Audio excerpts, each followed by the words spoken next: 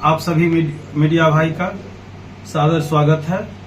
मैं अविनाश भारती, समता पार्टी जिला अध्यक्ष बेगूसराय का हूं और तेघरा विधानसभा से समता पार्टी के द्वारा उम्मीदवार के रूप में मेरा चयन किया गया है। मैं आज प्रेस वार्ता एक रखा हूं।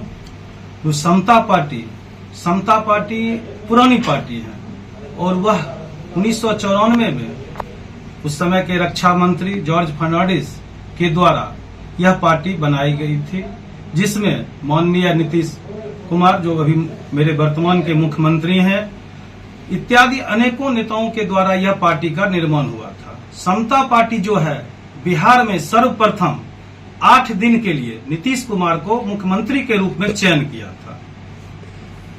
मैं समता पार्टी की ओर से समता पार्टी की तरफ से एक जिलाध्यक्ष के रूप में यह घोषणा करता हूं कि बेगूसराय के 7 विधानसभा सीट पे समता पार्टी अपना उम्मीदवार रखेगी। सर, क्या लगता है समता पार्टी क्या पूरे 243 विधानसभा में अपना कैंडिडेट देगी क्या? जी, समता पार्टी 243 विधानसभा सीट पर अपना कैंडिडेट उतारेगी। समता पार्टी की मुख्य एजेंडा क्या होगा इस चुनाव में? समता पार्टी का मुख्य एजेंडा है शिक्षा, स्वास्थ्य, समानता और बेरोजगारी। जिस तरह से आप अभी देख रहे हैं, बेरोजगारी सर कैसे दूर होगी? बिहार में पलायन की स्थिति तो खत्म नहीं हो रही है। बेरोजगारी सर दूर होने के लिए सबसे प्रमुख आपको शिक्षा पर पहले ध्यान देना होगा। शिक्षा के बाद होता है कि शिक्षा में अभी जितनी भी चीज है वो डिग्रियों पे निर्भर नहीं करती है, उसकी तकनीकी जानकारी हमको चाहिए।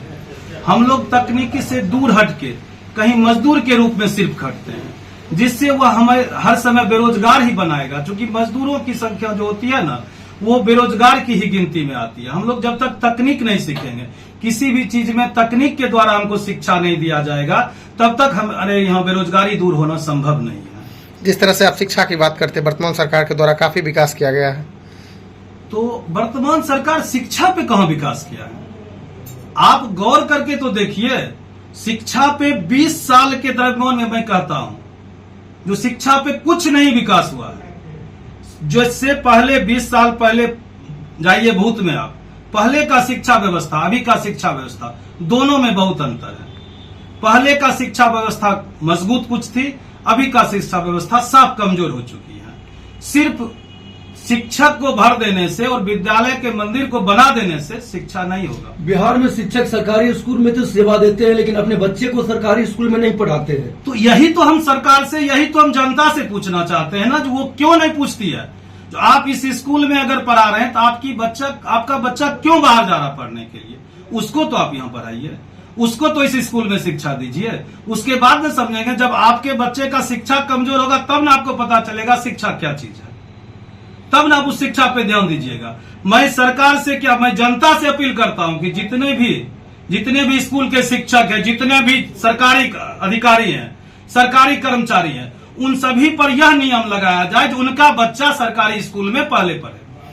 क्यों बिहार की शिक्षा सरकारी विद्यालय को निजीकरण कर दिया जाए? अगर आपकी पार्टी, अगर समता पार्टी की सरकार बनती है तो क्या आश्वासन देते हैं कि शिक्षा की व्यवस्था दुरुस्त की जाएगी? देखिए, निजीकरण से किसी भी व्यवस्था को आप सुधार नहीं सकते। निजीकरण होता है जिसका कहा जाता है एकाधिकार।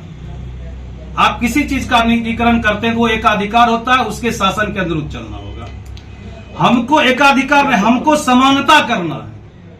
आप उस चीज की व्यवस्था को, आप अभी मान लेते हैं किसी प्राइवेट स्कूल में एडमिशन करने हम जाते हैं तो मेरे बच्चे का 25,000 एनुअल फीस लेता है, उसके बाद उसका फीस है, उसका बुक है, उसका सारा चीज है। आप उस सभी बुक को एक प्रकार से किताब कर दीजिए, चाहे सरकारी स्कूल का किताब हो चाहे प्राइवेट स्कूल का किताब हो। उसके बाद होता है शिक्षा में, किसी भी स्टेट में जाइए, शिक्षा में आज तक जीएसटी नहीं हुआ है। बिहार सर्वप्रथम, इतिहास मेरा दोहराइए, बिहार के इतना शिक्षा पूरे भारत में किसी देश में नहीं है। मेरा बिहार शिक्षा का जन्म अगर कोई दिया है तो मेरा बिहार दिया है। अच्छा सर, मुख्यमंत्री महोदय के द्वारा बिहार में शराब बंद किया गया, क्या लगता है बिहार में शराब बंद है अभी? वो तो आप लोग ही बता सकते हैं ना बिहार में शराब बंद है या नहीं। वो तो खुलेआम है शराब बंद। शराब बंद कहाँ है? वो शराब नहीं, वो जहर चालू है। मुख्यमंत्री महोदय बड़े बड़े मंचों से यह घोषणा करते हैं कि बिहार में मैंने शराब को बंद कर दिया, क्या कहेंगे आप? अब देखिए, कहने की बात तो सब आदमी कहता है, सब आदमी जानते हैं बिहार में कहां शराब बंद है। मुख्यमंत्री महोदय कहते हैं शराब बंद है और जदयू के कार्यालय में जाइए बोतल निकल रहा है, तो फिर शराब कहां बंद है? आप किसी भी सरकारी कार्यालय में जाइए तो वहां बोतल, खाली बोतल आपको पड़ा होगा, तो फिर शराब कहां बंद है? आपसे हम पूछते हैं, आप बताइए शराब कहां बंद है? लेकिन वर्तमान सरकार के द्वारा तो काफी बड़े बड़े मंचों से दावे किए जाते शराबबंदी को लेकर। अब वर्तमान सरकार, अब कुछ भी हम अपने आप में बड़ापन कर दे, हमसे बड़ा कोई नहीं, हमसे बड़ा अच्छा कोई नहीं है, तो इसका तो सारा जग जानता है। अपने मुंह मियां तो मुट्ठू कोई भी बन सकते हैं। अच्छा, समता पार्टी यदि आई है जैसे सभी विधानसभा में, यदि जनता उनको आगे बढ़ाती है, समर्थन देती है और उसकी सरकार अगर बिहार में बनती है, तो क्या लगता है शराब पे क्या कार्य करेंगे?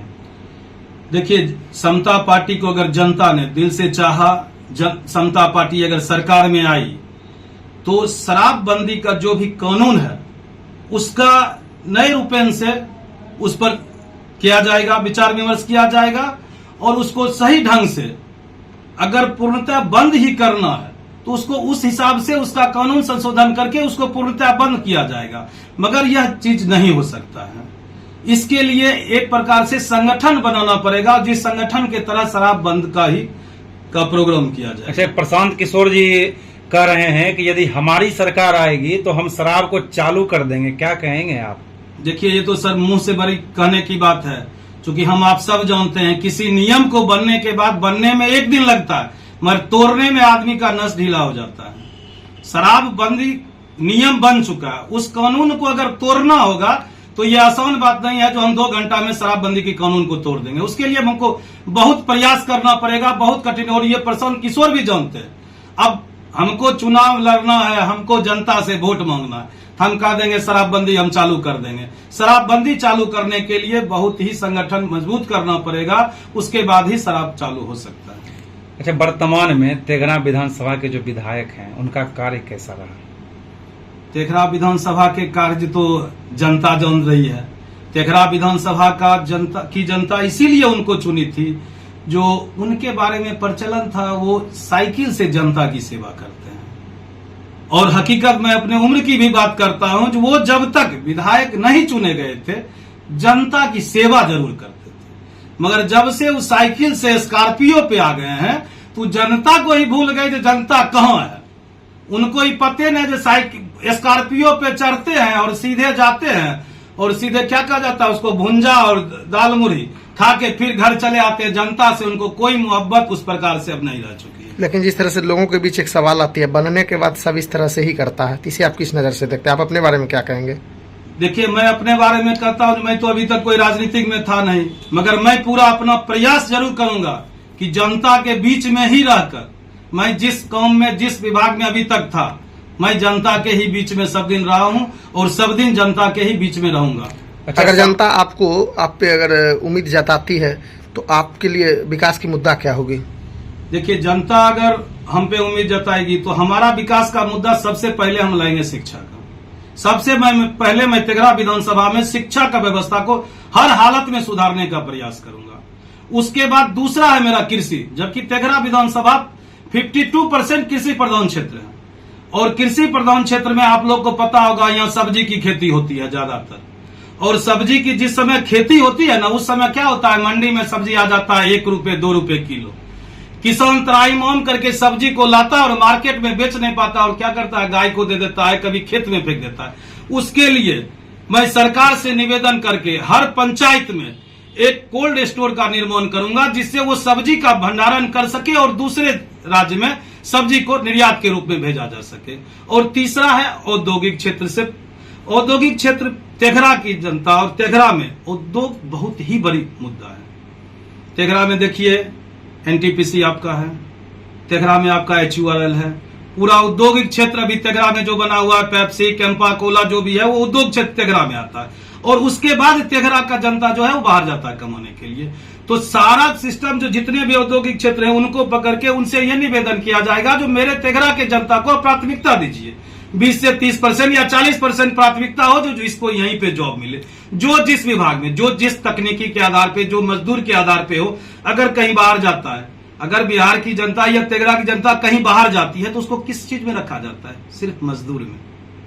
क्या मेरे बिहार के जनता से मैं जवाब करता हूं, क्या मेरे बिहार में तकनीकी की कमी है? क्या यहाँ का बच्चा तकनीक से कम है क्या? उसके बाद भी उसको अलग देशों में क्यों रखा जाता है, अलग राज्यों में, सिर्फ मजदूर में? क्योंकि बिहार को एक मजदूर का खजाना लोग बुझ लिया।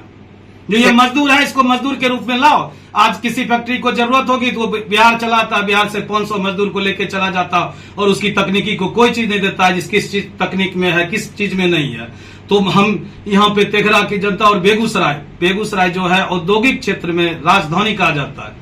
पूरे बिहार में सबसे टॉपर अगर औद्योगिक क्षेत्र कोई है तो वो है बेगूसराय। अच्छा, पूरे बिहार की जब आप बात कर रहे हैं, बिहार में रोजगार की कमी है, ये आप मान रहे हैं कि नहीं मान रहे हैं? बिहार में अगर रोजगार की कमी नहीं रहती तो पूरे बिहार के जनता पलायन कर रहे हैं। लगभग सभी राज्य में बिहार और यूपी के लोग भरे पड़े हैं और उनके साथ व्यवहार तक सही नहीं किया जाता। क्या कहेंगे आप? कि बिहार में रोजगार की कमी नहीं है, बिहार में रोजगार की कमी नहीं है, सिर्फ उसको जो है ना चलाने वाले शासन की कमी है। बिहार में इतना अभी के डेट में औद्योगिक उद्योग है जिसमें जो है आप सही तरीके से अगर उसका संचालन किया जाए, सही तरीके से सरकार अगर उस पर ध्यान रखेगी तो बिहार का बच्चा जो है वो बेरोजगार नहीं हो सकता है। सिर्फ उसकी मजबूरी क्या है, वो अगर किसी फर्म में, आज के डेट में आप मान लीजिए रिफाइनरी है, बरौनी रिफाइनरी है, बरौनी रिफाइनरी में अगर बिहार का बच्चा जाता है ना तो उसको सिर्फ लेबर के रूप में रखा जाता है। क्यों रखा जाता है? तो वहां तो पहले टेंडर प्रक्रिया चल रही है ठेकेदार पर, तो ठेकेदारों को आदत बनाया हुआ है बिहार के शासन द्वारा, जो यहाँ पर जो है इसको जो है लेबर के रूप में ही इसको रखा जाएगा। बस इस तरह से क्या करता है, यहाँ का जनता जो है उस चीज से संतुष्टि नहीं कर, उसकी दैनिक भत्ता उसके हिसाब से नहीं मिलती है, जिसके कारण से वो बाहर जाना चाहता है। किसी प्रकार में अपने घर का एक दिन का दैनिक भत्ता, अभी के युग में एक दिन दैनिक भत्ता जो होता है। अच्छा, वर्तमान समय में यदि आप विधानसभा में टिकट आपका कंफर्म हो गया समता पार्टी से, यदि जनता आपको समर्थन देती है और जिता के विधायक बनाती है, तो सर्वप्रथम जो आप सबसे पहला काम होगा, जो कि आपको सबसे खराब लग रहा है, किस चीज को आप सही करने का प्रयास करेंगे? सबसे पहला काम, मैं पहले भी सर कह चुका हूं, मैं अभी भी कहता हूं, सबसे पहला काम मेरा शिक्षा ही होगा। मैं शिक्षा को सर्वप्रथम सुधार करूंगा, उसके बाद मैं स्वास्थ्य की ओर जाऊंगा। अच्छा, बेगूसराय का वर्तमान सांसद केंद्रीय मंत्री हैं, कपड़ा मंत्री हैं, क्या उनके द्वारा बेगूसराय में क्या लग रहा है, विकास कुछ किया जा रहा है? उनके द्वारा बेगूसराय में 0 विकास है। लेकिन उनका कहना तो हम काफी विकास किए हैं बेगूसराय में। अब कहने के लिए तो सब कोई भी कह सकता है ना, क्या विकास किए वो हर एक जानता है, हर एक आदमी जानता है वो क्या विकास है। उनका विकास सिर्फ एक चौखट का विकास है, घर से आना, एक चौखट पे आना, मुर्गा भात खाना और जाना, बस उनका विकास यही है और कुछ नहीं है। अच्छा, तेजस्वी यादव अभी कह रहे हैं कि यदि हमारी सरकार बनती है तो हम भी अब पलायन रोकेंगे, क्या कहेंगे आप? देखिए, तेजस्वी यादव कह रहे हैं पलायन रोकेंगे, तो उनके इससे पहले, नीतीश जी से पहले तो उन्हीं की सरकार थी, फिर माननीय मुख्यमंत्री के साथ भी उनकी सरकार बनी, तो उस समय भी 14 महीने या कुछ दिन की सरकार बनी, तो उस समय वो पलायन को क्यों नहीं रोके? 14 महीने का भी तो सरकार होता है ना, आप 14 महीने तो कुछ कर देते ना जो पलायन रुक जाता। आप तो उस पर भी ध्यान नहीं दिए। अब सरकार बनाने के लिए हम आ गए हैं तो हम कहेंगे पलायन रोक देंगे, एक प्रकार से तो जुमला है ना, सीधा आके कह देना पलायन रोक, हमको वोट लेना है, वोट हमको पलायन रोक देंगे। पलायन रोकना किसी के बस की बात है क्या? आप उतना रोजगार देने की गारंटी लेते हैं बिहार में? सर, 90 की दशक में जब लालू सरकार थी बिहार में, जैसा कि सुनने के लिए मिलता है कि जो भी कॉर्पोरेट घराने के थे, पूंजीपति थे, वो सभी के सभी बिहार छोड़ के बाहर भागने के लिए मजबूर हो गए। इसकी क्या वजह थी? इसकी वजह थी जंगल राज। कारण क्या था उस समय? 90 के दशक की घटना थी अपने बिहार में, मार धार, चोरी, डकैती, किडनैपिंग सबसे ज्यादा। अब नहीं सुनते होंगे जो मार्केट में कोई किडनैप हुआ है। उस समय था क्या, फलाना बिजनेसमैन किडनैप हो गया, फलाना डॉक्टर किडनैप हो गया। तो क्या होता था, एक प्रकार से जितने भी औद्योगिक क्षेत्र में जो भी व्यापारी थे उनमें एक प्रकार का भय बना गया, हम बिहार में अब सुरक्षित नहीं रहेंगे। इसी के कारण से वो लोग अदर स्टेट जाना शुरू कर दिए, जिसके कारण से बिहार में जो है वो जंगल राज कहिए या चाहे जहां कहिए, फिर से लालू सरकार आनी चाहिए बिहार में? नहीं, फिर से लालू सरकार नहीं आनी चाहिए। अच्छा, ये बताइए मुख्यमंत्री महोदय अभी तो बहुत ज्यादा जनता को की सेवा दे रहे हैं। अभी बिजली 125 यूनिट फ्री किए, फिर 10,000 रुपये दे रहे हैं बिजनेस करने के लिए। क्या कहेंगे आप? देखिए, अभी तो तत्काल समय में आज 20 साल एनडीए की सरकार रही बिहार में। 20 साल में कहां बिजली सुविधा फ्री मिली, कहां किस चीज की सुविधा फ्री मिली आपको पता है? आज अब चुनाव होने वाला है, अब वो कभी कहते हैं जो 125 यूनिट बिजली फ्री है, कभी कहते हैं जो 2000 रुपया हम फलाने महिला को दे रहे हैं, 10,000 रुपया दे रहे हैं रोजगार। पास करने के लिए तो है, कलम कॉपी से हम पास कर देंगे, मगर लागू जब हो जाएगा, जब बिहार की जनता उसको लेगी तब ना बिहार की जनता कहेगी जहां हमको मिला। तो अभी तक आप कहां थे? अभी तक तो आपको देना चाहिए ना। हम तो दे रहे हैं, वृद्धा पेंशन को अभी बढ़ा दिए हैं, क्या कहेंगे? 400 के बदला आपको 1100 मिल गया तो क्या हुआ? 1100 में आपका पेट चल जाएगा, 2 टाइम का तो भोजन नहीं कर पाइएगा। आप देने अंत समय में आए हैं जब 400 का बदला में 1100 दे देंगे, जिससे पहले आप कहां थे? देते ना, आप शुरुए में दे देते जो 400 का बदला 1100। अब की सरकार बनेगी तो बेरोजगारी भत्ता मिलेगा बेरोजगारों को। देखिए, सरकार जब आएगी तभी हम उस मत में कुछ बोल सकते हैं। सर, तेघरा विधानसभा के वासियों से क्या कुछ अपील करना चाहेंगे आप? तेघरा विधानसभा के वासियों से मैं सिर्फ एक अपील करना चाहता हूं कि जो भी आपके शिक्षा, बेरोजगार, स्वास्थ्य, कृषि पर जो भी विधायक उम्मीदवार आवे या जो भी आवे, अगर वो इस पर चर्चा करें तो आप उनको समर्थन दीजिए और शिक्षित युवा उम्मीदवार को चुनिए।